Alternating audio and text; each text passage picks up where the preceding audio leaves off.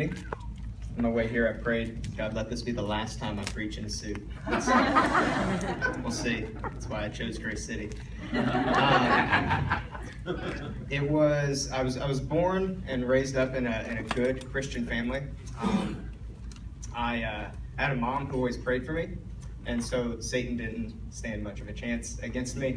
And I'm really glad that she's here tonight. So, getting a little emotional already. So I had an amazing family, grew up really knowing who Jesus was. I was the Jesus kid in middle school and high school, but something started to change in high school where I have this adventuresome spirit inside of me, and I felt like, and I know who it was now, someone was saying they're having more fun than you, and he was pointing to all the cool kids. And I said, I think they might be. And so I knew way too much about the Bible, way too much about Jesus to just give that up. But I said, I think I can do this, and I think I can do this as well. And so for about 4 years at the end of high school and the beginning of college, I lived this double life of I can party and do this on the weekends, but I can get deeper and deeper into community and try to study the Bible. And I felt like I was paying for my sins doing the other stuff. And I was doing it fairly well, unfortunately. And it was spring break of my sophomore year of college. I was in a Bible study in Campus Crusade for Christ. And I remember it was the day before we're leaving for spring break, driving down to Florida. And I had all the... there was a bunch of alcohol that we were going to take. We were 20 years old. It was sophomore year. And one of my roommates walked in, awesome guy, and handed me a blank check and said, I'm going to buy all of this off of you. He said, I know that you know that this is not God's best for you. And it was true. And I knew it was true. And we sat there and we talked and we cried because he spoke the word of God to me and it was true. But at the end of the night, he left the check there. I ripped it up and we went and we did the spring break thing, came back. And I remember as soon as I got back, I felt the presence and the conviction of God on me that, look, you say you're living for me, but you can't give me 1 week of your life. Granted, it's spring break. You still can't give me this 1 week. And I went to my discipler, a guy named Rob, later that evening, and I said, Rob, I don't understand. I've been a Christian my whole life. I know who Jesus is. Why don't I feel like living for him all the time? I feel like living for him isn't as much fun. And Rob said something to me that I still haven't theologically worked out, but it worked. He said, well, if your actions and your beliefs don't line up, are you sure that you really believe it? And that hit me deep, where I started to ask the question, Jesus, do I really give you everything? And if I'm not giving you everything, does that really mean that I understand who you were and what you did for me? And so in that moment, again, I made a poor theological but really good life decision, and I said, God, I'll make a deal with you. And you can't do that. But I did, and in his infinite grace, he let me.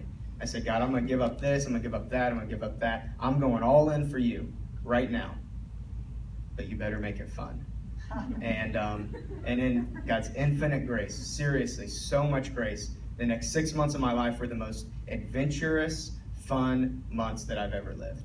I went on, and the Lord showed me how I can take this adventurous spirit that I have, this desire to always be doing something new, and how I can take it and use it for the gospel. I got to go to Australia, where I feel like my faith was really sealed in that moment. I got to do lots of really cool things, surrounded by lots of really amazing people, and the Lord just confirmed in me that this is the way that I'm supposed to live. That living for Jesus doesn't have to be boring, that's religion, but relationship beckons you into adventure. And so later, about a year later, I met Catherine, and that was the second greatest thing that ever happened to me. And so we started dating, and then we got married, and I was working in corporate finance and begging God to do something else. And so my call to ministry really happened in that season, as I would drive an hour to work and go to some place I didn't want to be. And it was the most intimate time I think I've ever had with the Lord, where I was begging him, please take me out of this, do something else. I'm open to whatever. And then I'd go to a place I didn't want to be and spend some time there. And that was 2 years of my life. And about a year in, I got this other job offer to do finance somewhere else. And it made sense to take it because I was enjoying it this much. This job offer was going to bring me here. And as I was about ready to accept it the next day, God said, do you want to go here, or do you want to hold out for the thing that I have later for you? And so I held out for a whole nother year, which was really hard. But about 6 months after that, I got an email from Pastor Dave. He said, hey, would you consider moving out here to be a missionary? And at that time, Catherine and I were praying about, where do we want to go next? What do we want to do? We feel like Jesus is calling us out of Indiana and onto an adventure with him. And so we moved here 2 years ago today. And so I feel like my ministry, my call to ministry is really, it started at that point, but it's been these 2 years at Grace City that the Lord said, this is what you're gifted at, and this is how I want to use your testimony, and this is how I want to use your giftings. And the Lord's been so faithful to see it all the way through.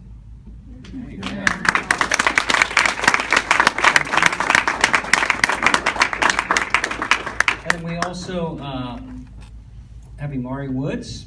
Come on!